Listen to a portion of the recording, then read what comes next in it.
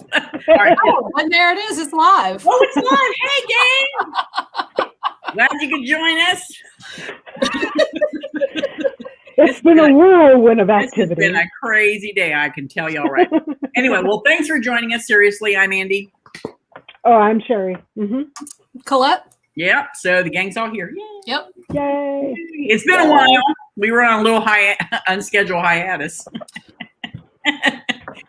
But yeah, man, we're ready. We're excited. You know, we even already figured out what the next book is going to be and the date.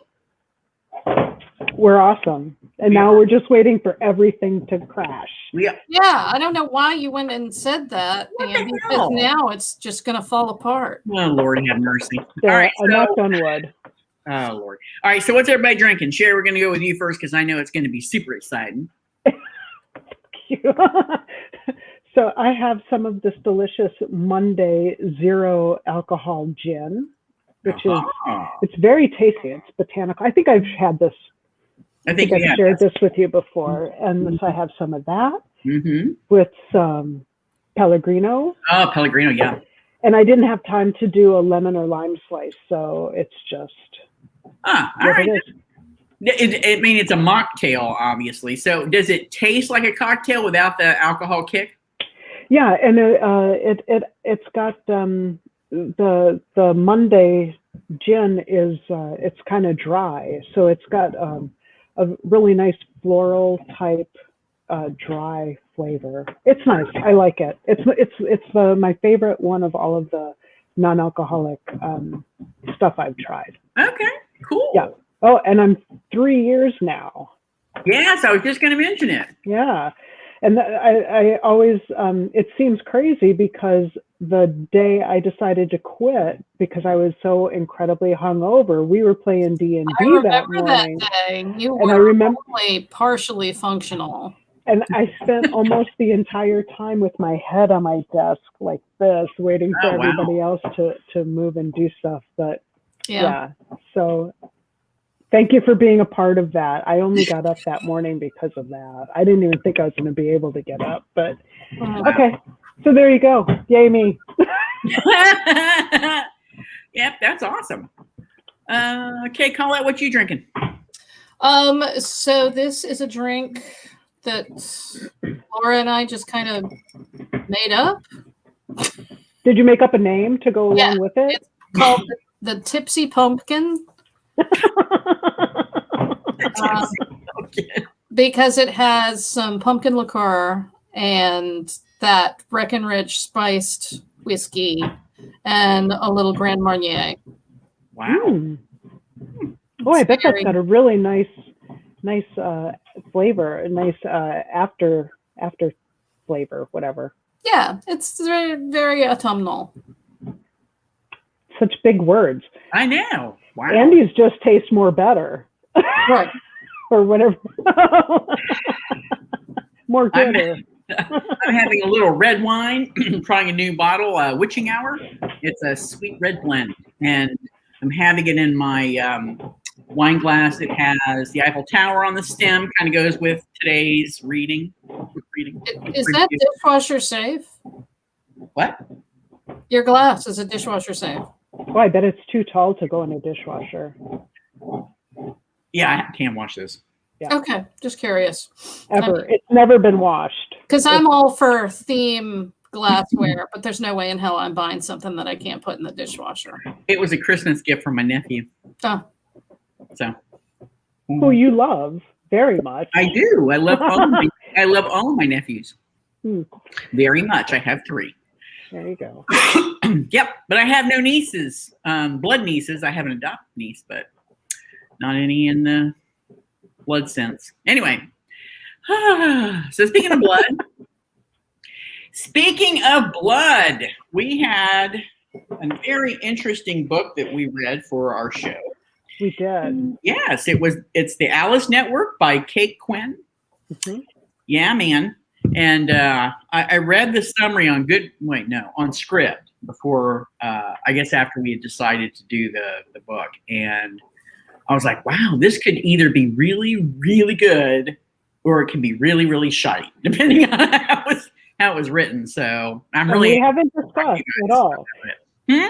We haven't discussed it at all. No, we haven't. No idea Yep. what any of us feel about it. That's right. We kept it under wraps. That's right. So the blurb on Goodreads is huge. Is it? So I don't know if the one on Scribd is shorter. Oh no, Scribd was really long too. Okay. All right. So here's what it's about. Oh, you don't want to read it? I guess I could. All right. Yeah, go ahead. In an enthralling new historical novel from national bestselling author Kate Quinn, two women, a female spy recruited to the real-life Alice network in France during World War I, and an unconventional American socialite searching for her cousin in 1947 are brought together in a mesmerizing story of courage and redemption. I'm tired of reading us already. In 1947, so the book is broken down into essentially two time periods. 1947, in the chaotic aftermath of World War II, American college girl Charlie St. Clair is pregnant, unmarried, and on the verge of being thrown out of her proper family. She is also nursing a desperate hope that her beloved cousin Rose, who disappeared in Nazi-occupied France during the war, might still be alive. So when Charlie's parents banish her to Europe to have her little problem taken care of, Charlie breaks free and heads to London, determined to find out what happened to the cousin she loves like a sister. 1915, a year into the Great War, Eve Gardner burns to join the fight against the Germans and unexpectedly gets her chance when she's recruited to work as a spy. Sent into enemy-occupied France, she's trained by the mesmerizing Lily, the queen of spies, who manages a vast network of secret agents right under the enemy's nose. 30 years later, haunted by the betrayal that ultimately tore apart the Alice network, Eve spends her days drunk and secluded in her crumbling London house until a young American barges in, uttering a name Eve hasn't heard in decades, and launches them both on a mission to find the truth, no matter where it leads. Okay. Yeah, that was a good summary. It was huge. Yeah, it was long. It was a long book too. So a lot happened. So, a lot did happen. Yeah. Okay, so before we go any further, Andy, did you like it? I did. Yay! With the caveat. Okay. You know what the caveat is? Flashbacks? Yes! I wondered if you would like though. I thought they might get a pass this time because they weren't just flashbacks. They were like, that was Eve's pretty much like her whole bit, you know? So, I mean, it's flashback, but kind of.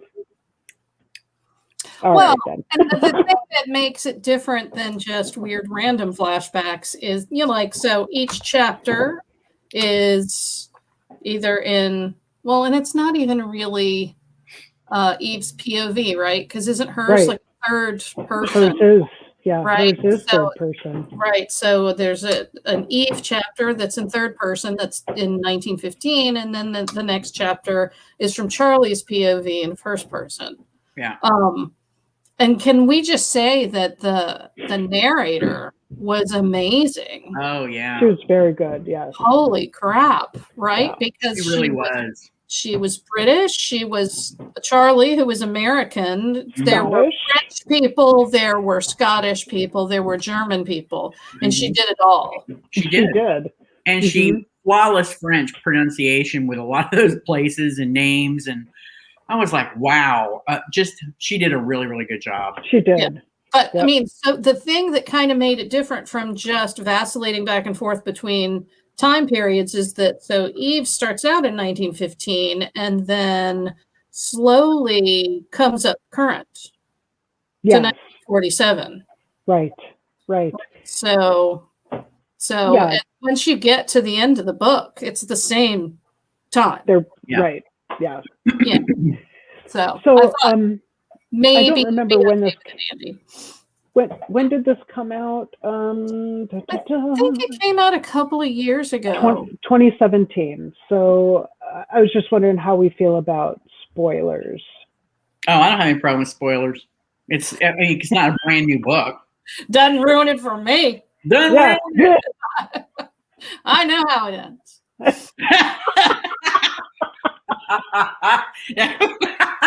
That's excellent. Yeah. So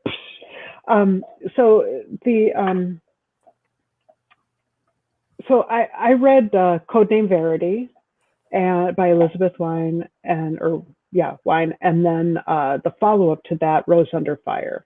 Loved them both. I thought they were very, very good. And as far as I did the audio for both of them, and thought they were very good.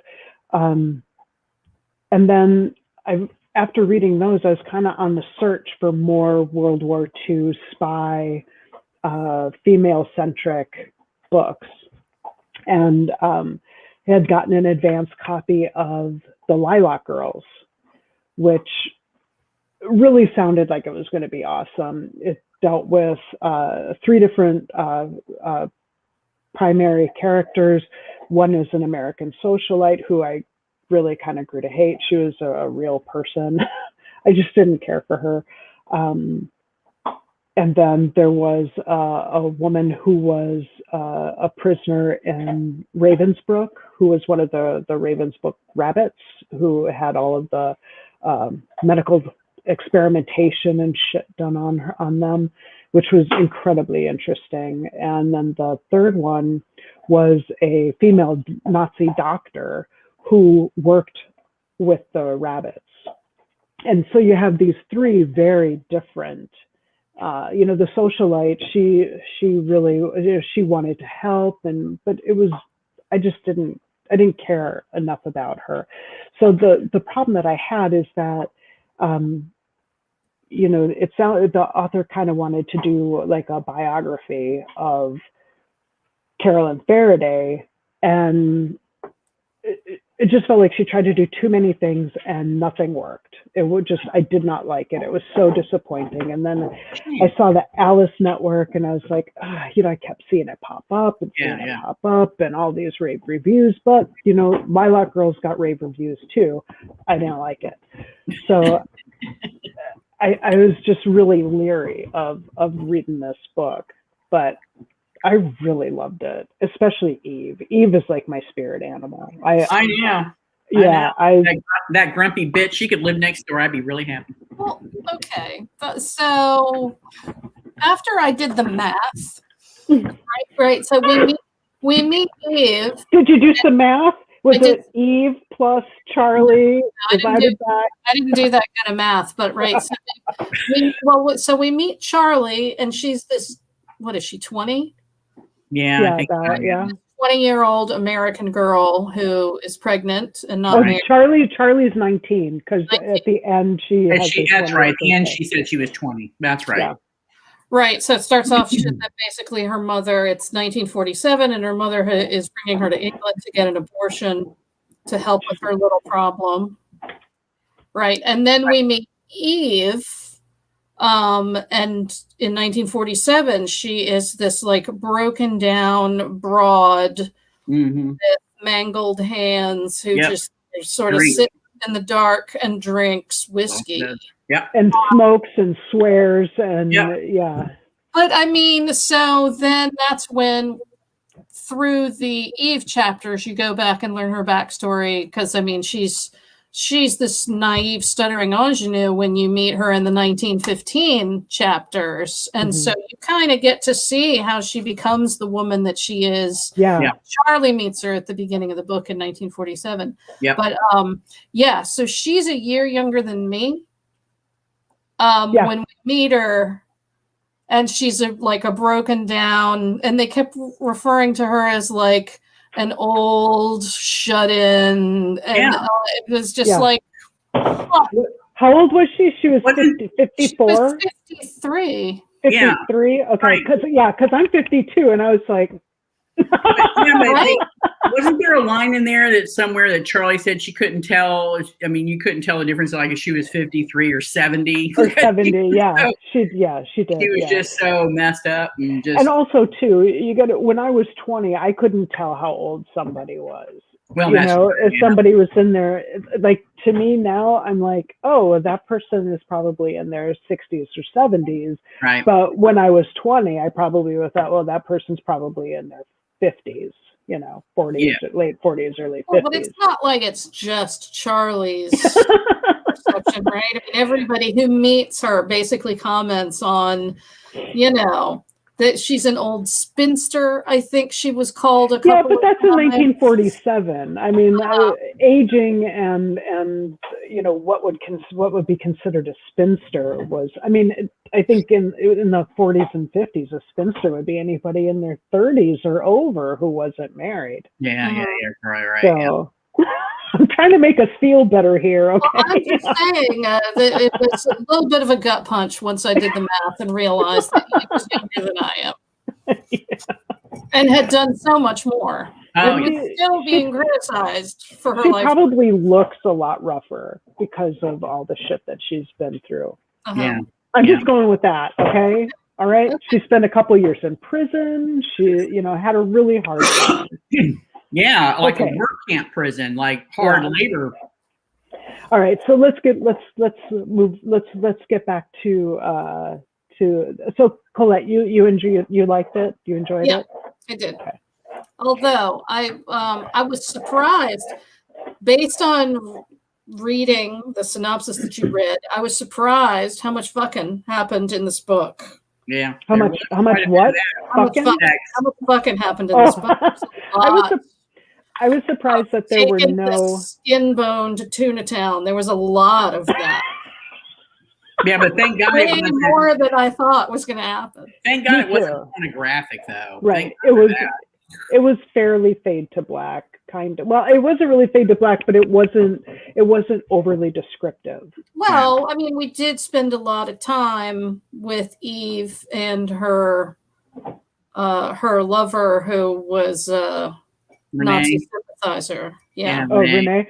Privateer. Yeah. Okay, but now let's compare the graphic detail in this book during sex with any of the sex scenes that you've written.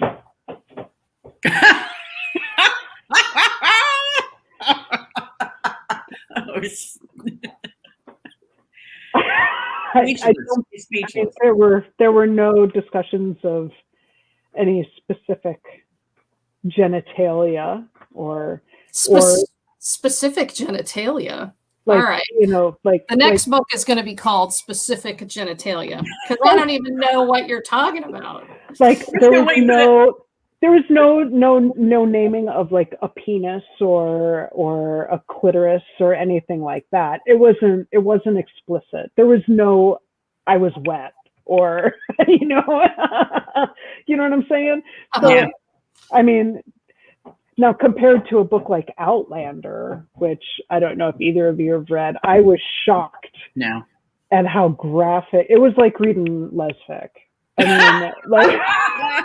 Well, but I think lesfic is also kind of based on the historical romance novels that all had. At one point, they all had Fabio on the cover. I mean, those are very graphic. Yeah, I never read any of those. I don't know, but I've heard I've read a ton. Yeah, man, Rosemary Rogers.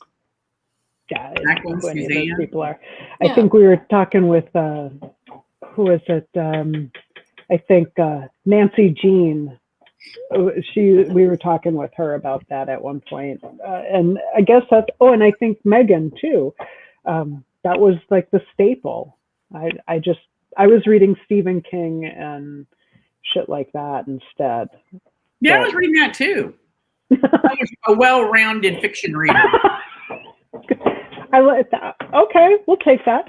So you were surprised by the amount of sex in the book. Yeah. I mean, and again, not necessarily the level of how graphic it was, but just how much sex was happening. Yeah. Because I think I had made an assumption based on the subject matter and the summary that this was really going to be about women spies and people getting their heads blown off and, you know, spy missions and duplicity. And there was just a lot more And then once you got to the 1947 path, there's a whole romance that happens there that I wasn't really expecting. Yeah. So when we start out, we start out with Eve being this broken down, drunken woman, 1,000-year-old shell of a woman. So we find out that she's been struggling for 30 years, and then we have Charlie who shows up on. So she's heading to Switzerland to get an abortion. The boat stops off in England, and she's like, "Cool, I'll see you in a little bit, Mom," and she takes off. Yeah, on a train to London. Right. So she heads off to London with a scrap of paper in her hand that she's looking for her cousin Rose, who disappeared 3 years previously. And she doesn't know what happened to her. Everybody thinks that Rose is dead. And Charlie's just like, okay, if she's dead, but I need to find out. Yeah. Nobody's looking for her. I need to find out. Yeah, because she was really tight with her cousin. Right. Yeah, that was like her BFF, y'all. Yeah, exactly. So she has a piece of paper that had been signed off by Eve, and that's her last lead. Eve had worked for some government agency, and her Charlie's dad had been trying to appease her and help search for her cousin, and this is the last lead that she has. So she finds Eve, pounds on her door, just kind of barges in, and Eve's like, "Bitch, get the fuck out of here. I don't owe you shit. I don't care about you. I don't care about your cousin. Beat it." Yeah. And she is just super persistent and says, "Cool, I'll pay you. You got contacts. I'll pay you." So they end up taking, Eve pulls a gun on her. Yeah, says, right. So she pulls a gun on her and says, "You can stay here tonight," because she doesn't have anywhere to go. And it was raining. It was nasty out. Yeah. So she let Charlie stay overnight. She said, "You can sleep your ass on the couch, but I will shoot you between your eyes. Yes, I will shoot you between the eyes with my handy Luger if you are not gone when I wake up. And if you think I'm kidding, I'm not." So she wakes up to the noise, to the sound of somebody cooking and some dude asking her if she's okay. And Charlie's first response is Eve up yet? Because she doesn't want to get shot. And that's how she and Finn meet. Finn is a 30-year-old who I did have kind of an issue with. The age difference there. Yeah. The Scottish driver. Yeah, he's the Scottish driver and kind of takes care of Eve, cooks for her, does her random shit. Yeah. He's an ex-military person, an ex-con, and I really honestly love the chemistry between the two, their back and forth, especially, they have a good humor between them with, how did you, what were you in prison for? Oh, I stole the Mona Lisa right out of the British Museum. The Mona Lisa isn't in the British Museum. Huh, not anymore, she isn't. And, he was quite the character. Yeah, I really did like them together. I just had an issue with her being 19 and him being 30. Yeah. But Charlie, all through the book, exhibited behavior of like she wanted to save everybody, Yeah. So he was another broken person to save. Eve was another broken person to save. She wanted to make sure her cousin was alive, which you could also say what she was trying to save. So every time she turned around, she was trying to save somebody. And I'm like, I mean, that part kind of, I understand that's her character and that's her, I get it. But after a while, it became a little bit annoying. Yeah. But she was 19. So, yeah. Yeah. And, she had, I think the author did a good job of showing her incredibly low self-esteem and her issues. Although when we're talking about growth throughout the story, yeah, at the end of the book, she says something.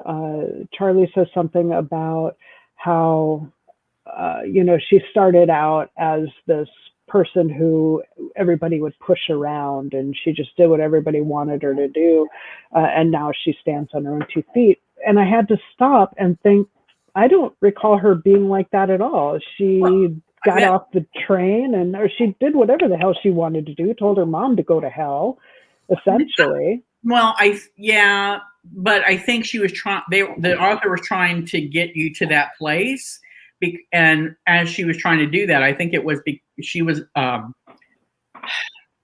she would like indiscriminately sleep with everybody that wanted to sleep with her, right? Yeah, I think that trying to put I think that was how she was trying to baseline that low self-esteem.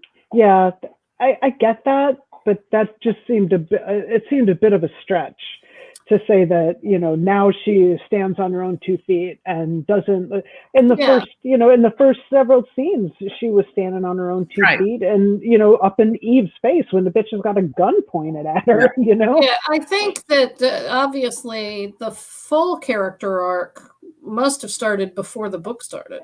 It had to, yeah. But even then, because we didn't see her sleeping with everybody, and we didn't see her. Right. So that's all based on what she shared throughout the book. Right.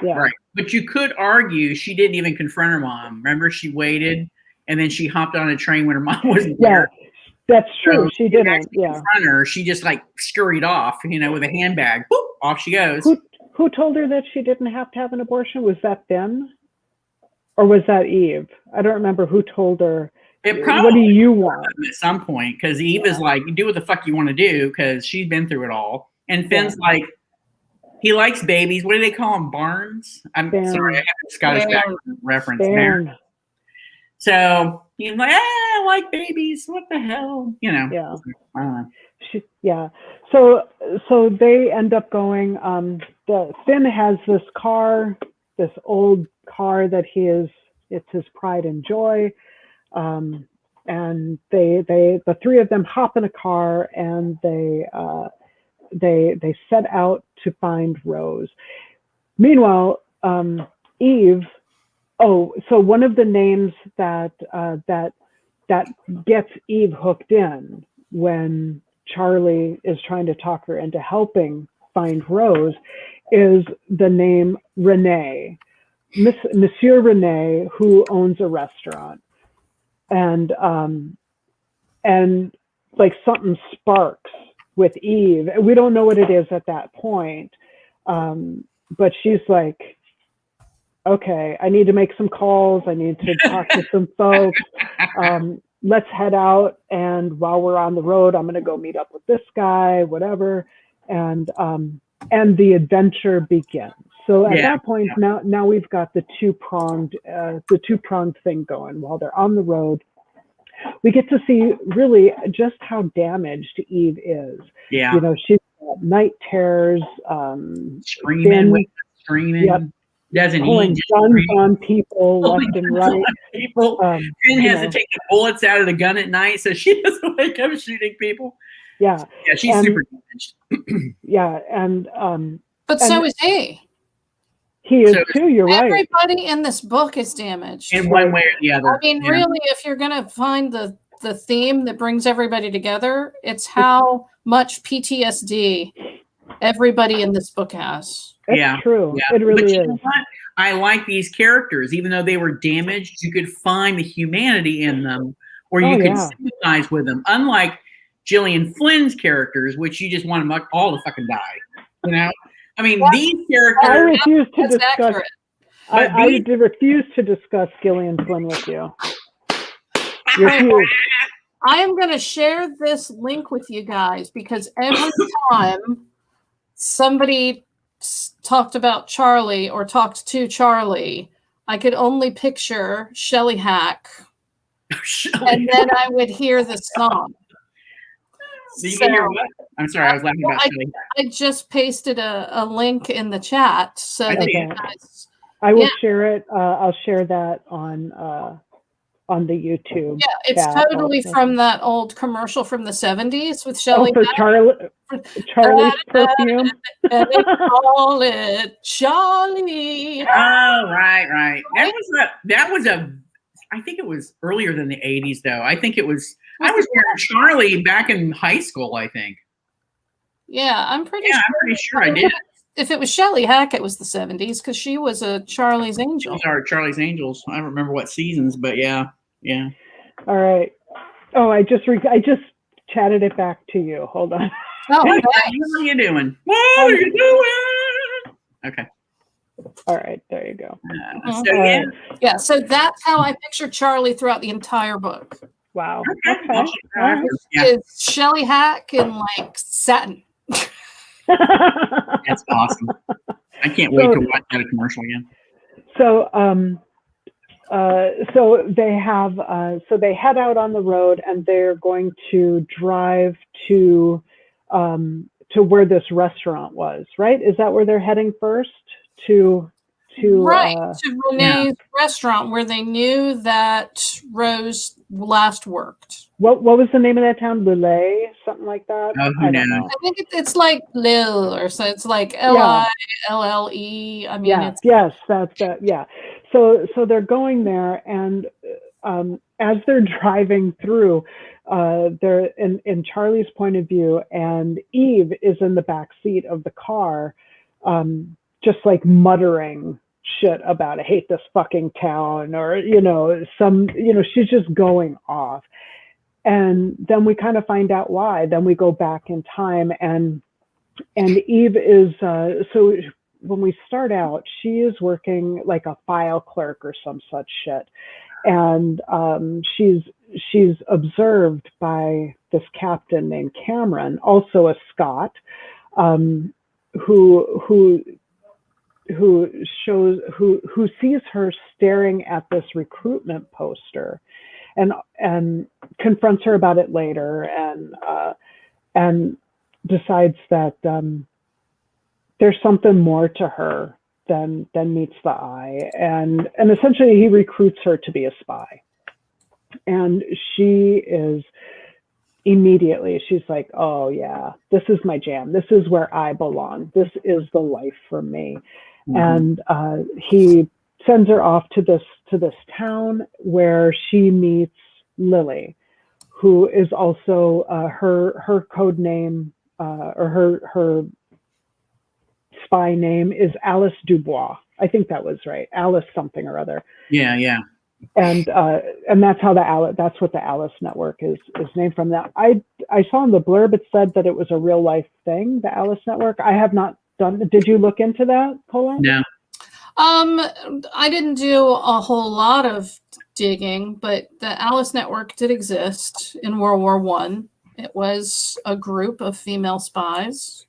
And what I did accidentally stumble into was that Cameron, Lieutenant Cameron, was a real dude.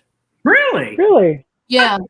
And if you look him up on ye old Wikipedia, you will find that all that stuff about he went to jail for something that his wife did, that all happened to that dude. Really? In fact, his eventual end happened exactly as outlined in this book. I had a picture of him. Did they have a picture? Because I'm curious. I never got a real. I mean, she briefly described him, but I just never got a picture. He had long fingers, along with every other fucking man in the book. They all had long fingers, and all the women were either blonde or had nut brown hair. Yeah. Their nut brown hair. Ugh, really? Yeah. Didn't you tease Susan once about how often she described hair in her books? Yeah, but I don't mind. I think it's the repetitive phrase. Everybody's got their thing, I guess. So,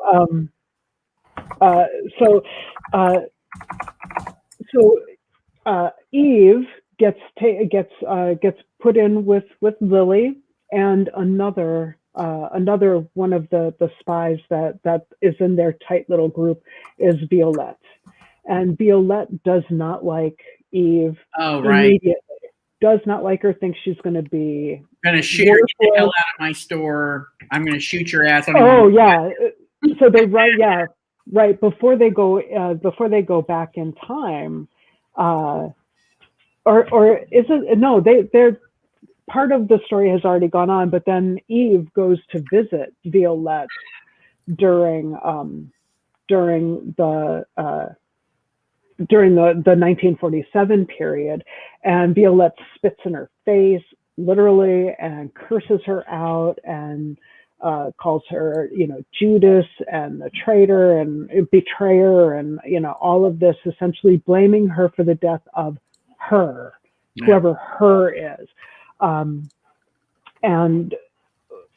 we find out. So Eve is able to get this job. She's supposed to go to get a job in this restaurant where the German officers go to hang out and relax. And the owner is a French collaborator named Rene.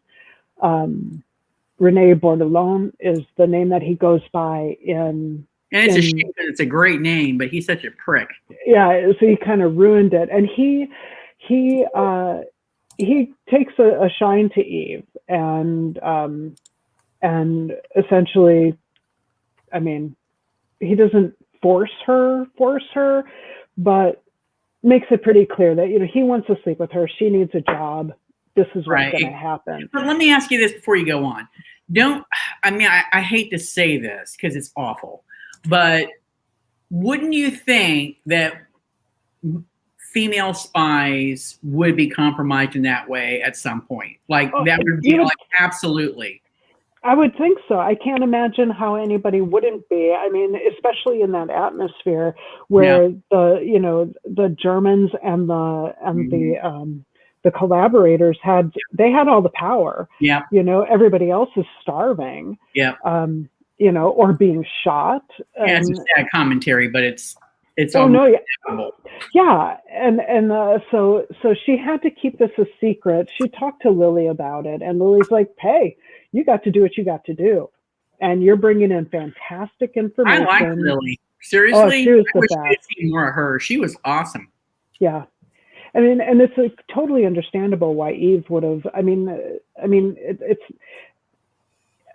She fell in love with Lily in a non-sexual way. It was just like she was just completely taken with her. She is just the be-all and end-all. Yeah. Come on, she was awesome. I mean, what little we were exposed to with Lily, you're like, damn, why don't they make a book about her? She's awesome. Yeah, exactly. And to be honest, there were several times when I found myself thinking, I don't want to go back to Charlie's POV. I don't care about Charlie's POV.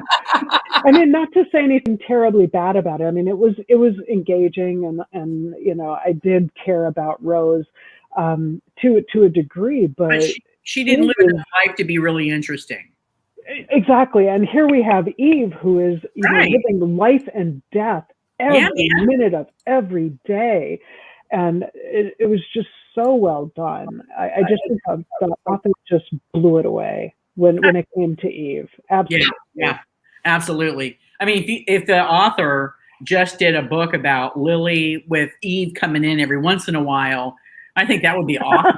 We're working on one now. You don't know? Yeah, absolutely. Yeah, and so essentially, we get into this, we learn about Eve and how she got to be the person that she is. And she was a badass spy. She was really good. She was. And the torture that she endured. Oh my God. It was just, the book is worth reading just for the World War I aspects of it, and the Charlie and Rose and Finn, those aspects, and the come around to Renee in 1947. Those are bonus. Yeah, those are bonus. That's true. Yeah. What Eve endured, and they tell you in graphic detail, y'all, how those hands got mangled. Yeah, it was rough. Yeah. And the way that the author really has the relationship between Eve and Renee. I mean, that relationship became incredibly important. I mean, just with that, with the scene with the torture, and then that final scene with the two of them, it was just so cathartic for me. Just like the reconciliation that came at the end of the book, all the way around. I mean, not just how Eve was able to put most of her demons aside, if you will. I mean, she's always going to carry the misery in her, but she wound up coming out of her depressive state, I guess. Her isolation, she started to kind of live again, and trying to get over and kill things. Yeah, that was part of her catharsis, was going on hunts and killing things. But she started to actually be one of the living again, instead of just surviving until alcohol poisoning or cirrhosis of the liver got her. Right. So, you feel like it was a real, everything wasn't roses at the end, but you feel like it could have been mirroring something that would happen in real life, right? Yeah. So, Eve has reconciled. She's trying to live a better life. She's trying to get a grip on her demons.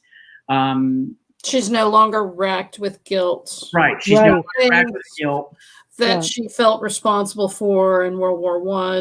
Mm-hmm. I do want to say that if I had any bullshit moments, it was the lie, and how that came to be.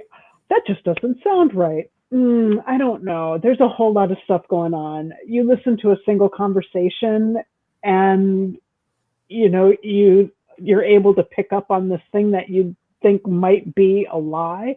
Oh, you're talking about asking her to research the court transcripts? Yeah, that seems kind of far fetched to me. Yeah, it was. I mean, I'm glad that it came to be like that, but then again, how did Charlie know? Because it was Charlie that brought it up. I mean, she's 19. How would she know that whatever Renee had given Eve, which was opium, right? Yeah. That it wasn't a truth serum. It was a hallucinogenic. I mean, what background did Charlie have? Hey, she went to college for algebra. Okay, you got cocaine. Come on, man. Cocaine plus dust divided by stress. Listen, we're not solving for X. Now listen. Oh my God, so funny. Okay. I mean, so, so Eve labored under the false assumption. This is where her guilt came in. Watchers, listeners, readers, whatever. That she thought that she gave up the Alice Network. Yeah. To Renee. And that's why she carried all this guilt and this hatred to Renee. So you find out toward the last third of the book that Charlie picked up that there is more here than meets the eye, and tells, what the hell is her name? Violette? Yeah. To go look at the transcripts. It was a big sensational trial. You should be able to get the transcripts. There's something missing here. And then, of course, Eve's mortal enemy finds out that all this time she's belabored under the idea that Eve gave up the network, and only for her also to find out Eve didn't give up the network, even though Renee always hinted that she did. Now you don't have to read the book. Huh? Congratulations. One thing. It's like there's only one spoiler in the whole book. And I did it. Charlie. 2017. If y'all haven't read it by now. That's true. Oh, but, bye. Yeah, we don't generally. We hadn't read it. That's true. We have now. Very true. It's still worth reading, even though you know the ending of it. But, and that really wasn't a big deal. I mean, it was a big deal in the story, but it wasn't. It didn't change any of that. Right. There's so much more richness that comes out of the story about what these characters went through, and I think the journey of Eve is actually what stands out to me in this story more than anybody else. that she went from kind of like naive ingenue to Soren from Lord of the Rings. You know what I mean? Wasn't he the bad guy? Huh? What happened? Wasn't he was the bad guy? Wasn't he? Yeah, man. But I mean, I guess Eve could be. I mean, that's how radical she went from A to Z in this story. I mean, you don't get every little moment, but you understand that her journey was hellish in so many respects. And she did it because she wanted to be the best spy. She wanted to save the husbands and the brothers and the sons from being killed in a war. So she had very noble intentions. And progressively over time, her eyes were opened, and she saw some really seedy underbelly of life and how ugly it could be. So it was really interesting. I really liked the Eve character. Mm-hmm. I forgot about saving the husbands and the brothers and all of that. That was talking about motivation. And that was one of Charlie's big motivations on trying to find Rose, is that her brother, who was a vet, killed himself also. He suffered from PTSD and she couldn't save him. No. It was just one more person that it was another person she couldn't save. Yeah. Right. Yeah. So so all in all, we all three enjoyed it. Yeah. It was a good pick. Maybe we should not have any more wars. Seems like maybe war is bad. Oh, that's the one thing I wanted to say when we were talking about Eve going on to do big game hunting and whatnot. Yeah. That was one thing that Captain Cameron had said during one of their heart to hearts, is that they survived for the hunt. That's what they live for. And people like them don't do well when there isn't a war, because that's what they thrive on. Kind of like sociopathy or psychopathy or sociopathy. I mean, it would make sense, because if you're exposed to that environment and you find a way to navigate it, and then it becomes a bigger challenge, and then you're excited by that hunt, you don't just fold that away. Right. You've got to do something with it. So that's why serial killers won't stop until they're caught. Yep. So that makes perfect sense. Yeah, absolutely. So did you see the pictures of him that I sent you the link? No, I did. He didn't look I didn't really picture him. But now that I look at him, I mean, I could see how a young 19-year-old or a young woman might think that, he's handsome. He's got a uniform. He's got all that going for him. I can't tell how long his fingers are, but I'm sure they're. I'm sure they're great. Wow. Was Lily a real fingerling? Oh my God! Get out of here! Oh my God! You're so wrong. What was Lily? Lily a real character? Was Lily what? Was Lily a real character? Like Cameron? Was Lily a real character? That's a good question. I don't know. I just stumbled into this. Were you drinking when you stumbled? I don't think so. But I was just surprised to see the whole thing about he and his wife Ruby were convicted of fraud. Blah blah blah blah blah. Yeah. I was like, oh, okay. So I thought it was interesting that she used an actual person. Yeah. Well, that makes historical fiction a little bit more credible, I think, when you can blend in real life characters. I think that's one of the reasons why I liked Winds of War so much. I haven't read that. Oh, it was an excellent book. Excellent. And it's interesting because the miniseries that came out in the 80s with terribly cast, I got to tell you. It was, although the actors they did cast were very good actors, but they were miscast for the roles that they picked up, especially what's his name?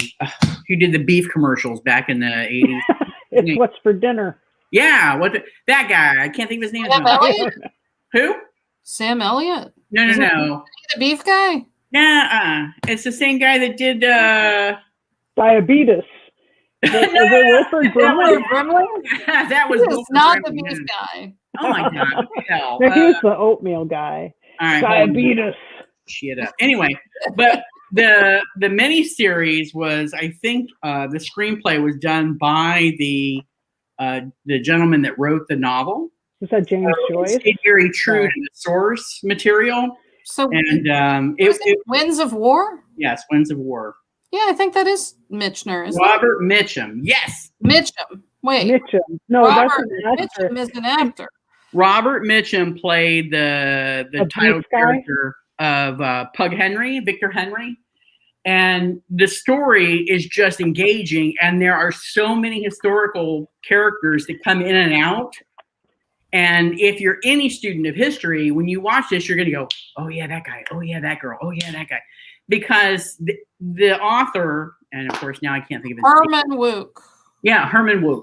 He, it was amazing. He did an amazing job. Amazing. So if any of you guys like that cheesy ass 80s miniseries, it was a big deal in the 80s. Everything was a miniseries, right? Everything was a miniseries. But honestly, and it usually had Richard Chamberlain.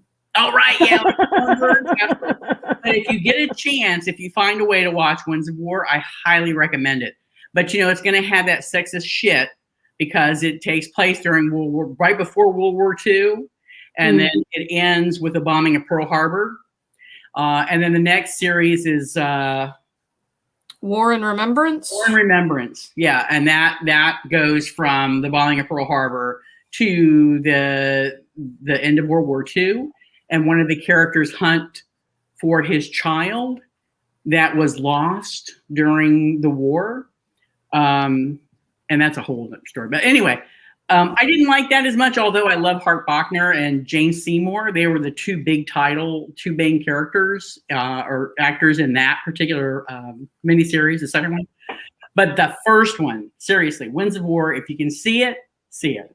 It's really good. And it stays, because I've read Winds of War. I actually read it. Yeah, damn thing's like this thick. Yeah, I actually read it. And it's amazing. It's absolutely amazing. I don't know what Herman did. I don't know what kind of research he did. I don't know how long it took him to write this. Amazing. Absolutely. I mean, he was probably in the war, right? Based on I would imagine when he wrote it. Yeah. It's kind of like From Here to Eternity, right? I mean, that dude was there. So yeah. I don't know. I never researched his background, but excellent book. Excellent book.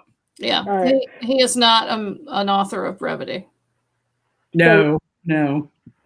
So Kate Quinn, the author of the Alice Network, has a new book coming out next month called The Rose Code. I'm just looking at the blurb on Goodreads right now. Oh, and by the way, they have a giveaway going right now for the book for a Kindle version for the next 10 hours.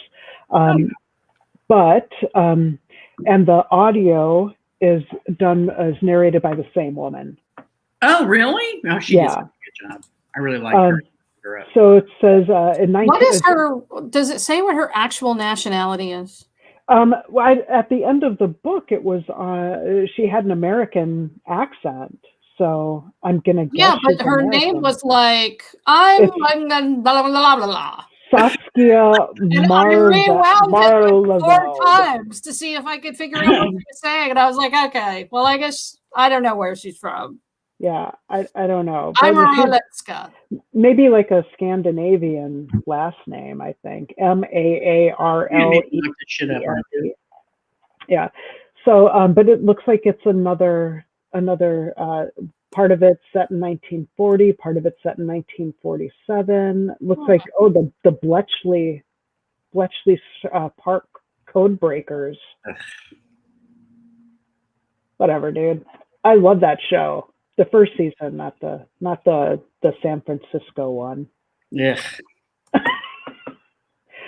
Oh, Andy. So we have picked another book since we're almost out of time. Can you believe that, y'all? I know, and a date. So if you feel like you want to read with us and join in, we're back to serial killery stuff. It's a novel based on a true story. Yeah, man. It's called In the Garden of Spite. Let me It's come so over here and see.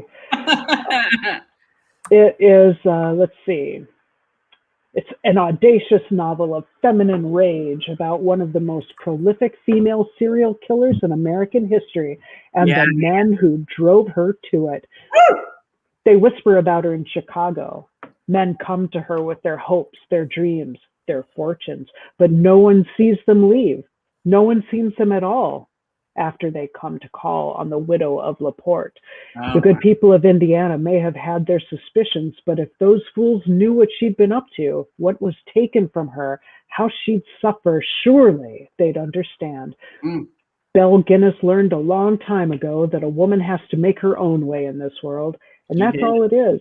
A bloody means to an end, a glorious enterprise meant to raise her from the bleak, colorless drudgery of her childhood to the life she deserves. After all, vermin always survive. Ain't that the truth? Yeah. So that's what we're reading. It's In the Garden of Spite, a novel of the Black Widow of LaPorte by Camilla Bruce. Yep. It is just out last month. So we're gonna have to do a spoiler-free show because that would be awful otherwise. Oh, so I don't know. We may not want to drink for that. So some of us drink a couple glasses of wine and say, and so is the killer. Well, she's the killer, so there's really no spoilers. Well, maybe that's true. There must be some kind of spoilers, though. I wouldn't think so. I mean, we'll see what we can do. All right, so I found when was this? Your link to Lily. Yes, she was a real person. She was? What? That's awesome. All right? Because isn't that her name, Louise de... Yes, that is her name. There you go. Well, it shouldn't look anything like I thought. Nope. All right. I'm going to put it in the comments here. Oh, she looks spicy, that chick. She's like, well, fuck all of you. I love it. She's a hot I love how they put on here she's known for espionage. The queen of spies. That's right. You go, Louise. I mean, no one should be known for espionage, or you're probably doing or you're like Archer. I'm the world's best secret agent. I gotta tell you, I love that stupid ass show. I still love it. But I like the older episodes better. I didn't watch any of. I think I watched the first episode of the last season when they were. When he finally woke up when he woke up, and then or maybe I watched the first two, and then I was like, oh, he's sad, and I don't really want to watch. You should watch them all on demand because he comes around. Okay, good. All right. And really, it's funny because he realizes that it's not him; it's everybody else. It's like he wakes up from his coma, and everyone else has their shit together, and they're all happy, and they get along, and they're good at their jobs now. And then he realizes, oh, I guess I was the reason that everybody sucked before. Well, no, but from the episode the two I saw, Pam is like she's already like almost immediately leaning back into, I missed being a fuck up. Yeah. So yeah. Pam's awesome. I love Pam. She's Pam. Awesome. All right, so we're gonna do In the Garden of Spite. In my notes, I wrote down The Garden of Spice. It's not. It's because you have a house full of spice now. I do. So for anybody that's ever looking to for a good spice merchant, a good place, a good progressive place that believes in progressive politics and putting their money where their mouth is, check out Penzeys Spices, P-E-N-Z-E-Y. Andy, I sent Andy some Penzeys spices. They're very good quality. They're a good amount of spice for your money. It's just a great company. Unless you're a Republican, then you probably like them. But I got a big box of spices and had my earbuds in as I was unpacking. And so we're in the background waiting to join the call. And we're hearing her, like paprika. No, I didn't get any. No, there's no paprika today. There was some adobo. And, It was awesome. It was awesome. Some celery salt, right? Or some celery seeds. Looking for a spice merchant, and I was like, the East India. I immediately went something several centuries old. Like the Silk Road. You did, yeah. Don't. Oh my goodness. All right. You Oh, this was a lot of fun, you guys. Seriously. I didn't get like sloshed and I got half the bottle gone. What the hell's up with that? What is this, like 5% alcohol? Jesus Christ. So you're used to slamming shots of whiskey. Yeah. So, I don't think. I mean, I guess if you save the receipt, you could bring it back with like this much left and be like, I'm not even drunk. I know. It's like I drank one sitting, 3/4 of this goddamn bottle, and I'm not drunk. What the hell? Yeah. No slurring. There's nothing happening here. I'm thoroughly disappointed. I mean, right? You guys have been around me long enough to know when I start drinking. In the face. So you need to put your your cork back in. Take it back to the store. Show everybody your cork. I don't know. She's in Florida, so it's not even going to be the weirdest thing they see today. Like, poor girl. But he's got a cute little ass too. Yeah, he does. See? Oh. Mm-hmm. Yep. Yeah. So it's almost like he got caught in the bottle now. Like the vacuum seal of the. He's like, ah! Somebody get me out of here! Oh, all right. Well, thanks for watching, everybody. Yeah, man. Thanks a lot. Subscribe, hit like, tell your friends. All those things. And then read In the Garden of Spite. Yeah. And we'll see you on the 20th of March. Yep. Join us. Yeah. Do it. Yeah. Okay. Bye. Bye.